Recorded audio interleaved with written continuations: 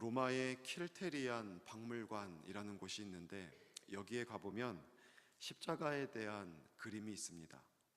이 십자가에 대한 그림은 지금으로부터 1900년 전에 그려진 그림입니다.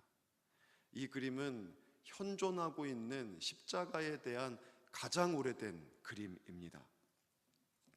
근데 이 그림은 십자가를 사랑하는 사람이 그린 그림이 아니라 십자가를 이해하지 못하고 십자가를 조롱하는 사람이 그린 그림입니다. 만화처럼 그렸는데 풍자 그림이에요. 그 그림에 보면은 십자가 위에 당나귀 머리를 하고 있는 사람이 매달려 있습니다. 그리고 그 아래에는 한 사람이 그 당나귀 머리를 한 사람에게 경배하고 있는 모습이 그려져 있습니다. 이것을 통하여 이 작가가 말하고 싶었던 것은 정말 부끄러운 십자가형으로 죽은 이 흉악범을 신이라고 숭배하는 정신나간 집단이 있다. 이게 얼마나 어리석냐. 여기에 대해서 말하려고 그 그림을 그린 겁니다. 직설적으로 표현하면 기독교인들을 조소하려고 십자가형으로 죽은 부끄러운 죄인이 메시아라고? 신이라고? 이렇게 어리석은 사람들이 어디 있냐라고 얘기하고 있는 겁니다. 지금도 하나님의 백성이라고 하는 사람들 중에 교회 위에 십자가를 달지 않는 교회들이 있습니다. 교회라고 하긴 참 잘못된 말이죠. 이단입니다. 이단. 하나님의 교회, 하나님의 교회. 하나님의 교회 하면은 우리는 이 신앙생활을 잘 하지 못하고 이단에 대해서 잘 모르는 사람들은 그냥 교회 써 있으니까 거기 들어갑니다. 근데 잘 보면은 십자가가 없어요. 왜 하나님의 교회에서 십자가를 세우지 않습니까? 그 저주의 상징인데, 흉악한 범죄자를 처형한 건데 오늘날 교회들이 십자가를 세우고 있다. 역사를 모르는 거다. 그게는 교회가 아니다. 잘못됐다. 우리가 진짜다. 흉악한 죄인을 죽인 형틀을 내걸고 있는 교회들이 얼마나 역사를 모르냐. 말씀도 모르고 역사도 모르고 그러니까는 십자가 내걸고 있다라고 얘기하는 사람들입니다. 그래서 하나님의 교회는 십자가가 없어요. 십자가를 세우지 않습니다. 참된 교회의 상징이 십자가가 아니라고 얘기하고 있는 겁니다. 여러분, 실제 예수님께서 십자가에서 돌아가셨는데 이 십자가는 당시에 로마인을 비롯한 이방인들에게는 굉장히 부끄러움의 상징이었고, 유대인들에게는 저주, 율법에 나와 있잖아요. 신명기 21장에 저주의 상징, 이것이 바로 십자가였습니다. 로마인들은요, 이 십자가형을 그 당시에 가장 흉악한 범죄자들에게 내린 형벌로 사용했었습니다. 사람에게 이 십자가형이 가장 잔인한 형벌이었어요. 이 십자가 위에서 사람은 자신의 몸으로 겪을 수 있는 모든 고통을 다 겪고 단번에 죽는 것도 아니라 며칠씩 십자가에 매달려 있다가 죽는, 서서히 죽어가는, 고통 속에 죽어가는 이 형벌이 십자가 형벌이었습니다. 산채로 매달아서 피와 물 쏟게 하고 죽는 이 형벌이니 얼마나 떼학볕 아래서 고통스럽게 사람들이 죽어갔겠습니까? 그래서 당시에 십자가형은 살인자들, 무장강도들, 그리고 국가에 대항한 반역자들에게만 형을 가했던 거였는데, 그것도 똑같은 살인자, 똑같은 무장강도, 똑같은 반역자라고 할지라도 그 가운데 노예 신분 아니면은 사람이라고 여겨지지 않는 계층의 사람들에게만 행했던 형이 집행한 것이 바로 십자가형이었습니다. 굉장히 부끄러운 거였어요. 그래서 로마의 철학가, 사실 플라톤 몇 명의 이제 유명한 고대 철학가들이 있는데, 이제 아리스토텔레스, 소크라테스 이런 사람, 그런 사람 중에 한 명이 키케로라는 사람이 있습니다. 이 키케로는 철학자이며 정치가이고 그리고 수사학자이면서 웅변가였습니다. 이 사람이 이 십자가형에 대해서 가장 잔인하고 가장 혐오스러운 형벌이다, 십자가형을 묘사할 적절한 단어조차도 없다, 이렇게 말했던 것이 십자가형이었습니다. 성경에도 이 십자가형이 이 이방인들은 부끄러워했던 형이었고, 심지어 고린도전서에 보면은 미친 것이라고까지 이방인들은 표현을 했던 것입니다. 미친 것이다. 어떻게 이 십자가형이, 형으로 죽은 예수가 구원자가 될 수 있냐? 부끄럽고 미련한 것이고 미친 거다. 이렇게까지 표현을 하는 것이 십자가형이었습니다. 유대인들은요, 십자가에 달린 사람, 아까도 말했지만 신명기 21장 23절에 보면 나무에 달린 자마다 하나님께 저주를 받았다. 그래서 하나님께 저주받아 죽은 사람이 십자가형으로 죽은 사람이라고 표현했습니다. 역시 유대인들에게 있어서도 굉장히 부끄러운 거예요. 하나님의 저주받아 죽은 사람은 나무에 달려 죽은 사람인데, 이 예수가 나무에 달려 죽으니 이 사람이 얼마나 부끄러운 사람이냐라고, 얼마나 수치스러운 죽음이냐라고 얘기할 만한 것이 십자가 형틀이었다는 겁니다. 여러분 생각해 보십시오. 왜 대제사장과 그를 따르는 종교 지도자들이 예수를 죽일 때 십자가형을 선택했을까요? 사람을 죽일 수 있는 방법이 굉장히 많이 있었습니다. 돌로 쳐서 죽일 수 있었죠. 목매달아 죽일 수 있습니다. 사람을 태장으로 쳐서 죽일 수도 있습니다. 사람을 수장시킬 수도 있습니다. 아사시킬 수도 있어요. 사람을 죽일 수 있는 방법은 정말 많습니다. 그런데 그런 방식으로 예수를 죽이면 예수는 순교자가 됩니다. 이런 방식으로 예수를 죽이지 않습니다. 유대인들도 하나님의 저주를 받았다고 여기고, 로마인들을 비롯한 이방인 모든 사람들이 다 부끄럽고 수치스럽다고 여기는 십자가에서 죽여야 예수를 따르는 사람들이 사라질 수 있는 겁니다. 그래야 예수는 메시아가 되지 않을 수 있는 것이었습니다. 이렇게 처참하고 부끄럽고 수치스럽게 처형당한 사람이 어떻게 구원자냐? 사람들은 서로 이렇게 말할 수 있는 근거가 되는 거였습니다. 그래서 예수를 십자가에 죽인 겁니다.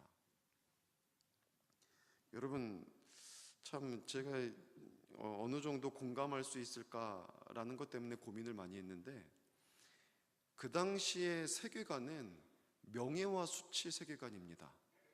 제가 설명을 했던 적이 있죠. 고대 근동은 오늘날 우리가 물질주의 세계관, 물질 만능 세계관 가지고 있는 것처럼 그들에게 있어서 제일 중요한 것이 명예였습니다. 오늘날의 사람들은 돈 때문에 목숨을 버려요. 돈 때문에. 돈이 많으면 행복한데 많은 돈을 잃어버리면 자살합니다. 먹고 살 길이 없으면 죽습니다. 돈을 위해서 뭐든지 합니다. 돈을 버는 일이라면 다 할 수 있어요. 다 할 수 있어요. 못할 게 없습니다. 제가 입으로 표현하기도 어려운 일들도 돈을 벌 수 있다면 다 해요. 그게 최고의 가치거든요. 최고의 가치. 이 당시에는요, 최고의 가치가 명예예요. 수치스러울 바에야 죽음을 선택해요. 죽음을 선택해요. 수치스러울 바에야. 계급 사회의 특징이에요. 지금도 중동 지역은 가정의 수치를, 가정의 명예를 지키기 위해서 아버지가 딸을 죽이고 남편이 자기 자식이나 배우자를 죽여버리잖아요. 명예를 위해서, 가문의 명예를 위해서. 그러니까 이 당시에 이 계급을 유지하는 데에는 명예와 수치라는 세계관을 가지고 그거를 유지하고자 하는 것이 있거든요. 근데 그것이 이 가치가 사실은 계급 사회 속에 이 높은 계급에 있는 사람들이 만들어 놓는 세계관인데도 불구하고 가장 낮은 사람들조차도 그것이 그의 목숨을 좌지우지할 정도로 소중한 가치였어요. 그런데 그렇게 명예를 소중히 여기고 수치를 느낄 바에야 차라리 죽는 게 낫다라고 생각할 정도의 그런 가치관을 가지고 있는 사람들 가운데 십자가 형틀에 달려 죽는다는 것은 그냥 우리 기준에 참 부끄럽겠다, 참 저거는 진짜 수치스럽겠다 하는 정도가 아니에요. 그냥 모든 사람들이 볼 때 진짜 침뱉고 손가락질 할 만한 일이고, 심지어는 자신의 가정의 명예를 위해서라면 엄마조차도 십자가에 달려있는 이 마리아조차도 예수의 뺨을 때리고 침을 뱉어야 할 정도로, 그 정도로 수치스러운 일이었습니다. 근데 예수가, 우리 예수님이 그 수치스럽고 부끄러운 십자가를 오늘 본문에 보니까 그거 마다하지 않고 견딘다는 거예요. 참아낸다는 겁니다. 오히려 기쁘게 그 길 간다는 거예요. 너무나 수치스럽고 너무나 부끄러운 길인데 그 길을 기쁘게 가는 겁니다. 왜요? 2절에 나와 있죠. 왜요? 어제 우리가 살펴본 말씀이기도 합니다. 그 앞에 있는 즐거움을 위하여, 그 앞에 있는 즐거움을 위하여 예수님의 눈에 선명한 비전이 보여요. 예수님의 눈에 선명한 비전이 보이고 그 비전을 보는데 그게 기쁜 겁니다. 여러분, 예수님이 보신 비전이 뭘까요? 저는 이 예수님이 보신 비전, 이 즐거움을 주석들을 막 살펴보면서 깜짝 놀랐습니다. 오늘날 최고의 이 개혁주의자들의 주석들을 번역해내고 있는 이 출판사가 부흥과 개혁사인데, 부흥과 개혁사에서 가장 최근에 낸 히브리서 이 주석집을 봐도 리처드 필립스라고 하는 사람이 썼는데, 거기도 보니까 예수님이 기뻐한 게 뭐냐면 자신의 사명 감당에서, 하나님이 주신 사명 감당에서 하나님이 주실 상급 생각하니까 너무 기뻤다라고 얘기를 하는 거예요. 그럼 예수님은 십자가를 지신 이유가 자신이 영화롭게 되고 하나님이 내가 맡겨준 사명 잘 감당했으니 내가 너 높여줄게, 이거 바라보고 즐거워서 십자가 지신 겁니까? 저는 이런 해석을 보면서 진짜 깜짝 놀랐어요. 어떻게 주석가들이 이렇게 생각할까? 예수의 죽음이 자기를 위해서래요. 내가 영화롭게 되기 위해서, 하나님이 주신 사명 감당하는 게, 그래서 하나님이 나를 높여주시기에 기뻐서 예수가 십자가를 지셨다는 거예요. 그게 즐거워서 그거를 십자가를 지고 참았다는 겁니다. 그거를 최고의 개혁주의자라고 하는 사람들이 주석을 해놓은 거를 보면서 진짜 깜짝 놀랐습니다. 여러분, 예수께서 십자가를 지신 이유가 무엇입니까? 예수께서 십자가를 지셨을 때 그 고통과 그 수치를 참으셨던 예수님의 눈에 선명하게 보인 비전이 뭡니까? 잃어버렸던 영혼들이 하나님 앞에 돌아오는 그 날을, 예수님의 눈에 그 날을 선명하게 보고 계셨습니다. 죽었던 영혼들이 하나님의 자녀로 회복되는 이 모습이 예수님의 눈에 선명하게 보이는 거예요. 그것이 기쁜 거예요. 그것이 행복한 거예요. 사단의 결박 깨뜨리고 죄에서 영원히 죽어있던, 죄로 말미암아 영원히 죽어있던 우리가 예수 십자가로 말미암아 다시 회복되어지는 이것을 보며, 자유함을 누리는 것을 보며, 지으신 그대로 회복되는 것을 보며 이것이 너무 기쁘고 행복했던 겁니다. 그래서 부끄러움 참는 거예요. 아무것도 아닌 거예요. 수치? 아무것도 아닌 거예요. 모든 사람이 손가락질하고 조롱하는 것 아무것도 아니에요. 왕이시여 하면서 로마 군인들이 어떻게 합니까? 유대인의 왕이시여 하고 예수의 앞에 막 이 경배를 하면서 예수 머리에다가 가시관을 씌워버려요. 우리 교회도 1층 보면은 가시관 있죠? 가시 하나가 이만해요. 긴 거는 뭐 2마디도 되죠. 그거를 가지고 머리를 누르면 그냥 칼로 머리를 찢는 겁니다. 그거를 눌러 씌우면서 왕이시여 하면서 경배하는 것 같지만 조롱하는 거예요. 너가 하나님의 아들이라고? 그러면 십자가에서 내려와봐. 너를 살려봐. 내려오면 자기의 영광을 드러낼 수 있는 거죠. 뭐로 십자가에 죽으면서 영광을 드러냅니까? 거기서 내려오면서 영광을 드러낼 수 있죠. 12형 되는 천사들을 다 불러서 하나님의 아들됨, 존재됨을 드러낼 수 있어요. 그런데 예수님은 그렇게 하지 않아요. 그 십자가, 조롱, 부끄러움 다 당합니다. 왜요? 그렇게 죽어야 우리 사니까. 그 비전 보이니까, 그 꿈을 꾸니까 그 길 가는 거예요. 어제 우리 낮은 울타리 예와 함께 나누었는데, 어머니가 자기 눈 하나 없는 게 부끄럽지 않아요. 시장 바닥에 가서 나물 캐다가 추울 때나 더울 때나 비가 올 때나 눈이 올 때나 거기서 주저앉아서 나물 반 장사하고 판매하는 게 부끄럽지가 않아요. 아들조차도 운동회장에 쫓아온 어머니를 피해서 도망가 버리고, 결혼할 때도 나는 어머니가 죽었어라고 말하고, 그렇게 찾아온 어머니 딸이 자기 자녀가 놀래니까 어디서 우리 집에 쫓아와가지고서는 아기를 놀리냐고 하면서 막 소리쳐 쫓아버리는 그 아들의 손가락질도 어머니는 마다하지 않아요. 왜요?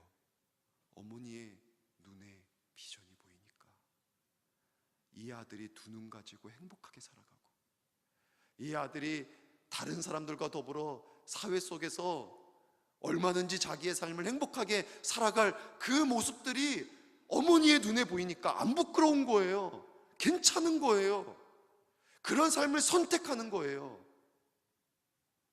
그것이 사랑이잖아요. 우리 예수님은 그 비전 가지고 계셔서 십자가가 부끄럽지 않았습니다. 오히려 십자가 자체가 비전이었어요. 그것이 사랑이었고, 그것이 기쁨이었습니다. 십자가를 보면 살아나는 영혼이 보입니다. 우리의 기쁨, 평안, 감격이 예수님의 눈에 보이는 겁니다. 이 비전 보이니 수치 아무것도 아니에요. 저주, 조롱 아무것도 아닙니다. 당연히 가야 될 길이에요.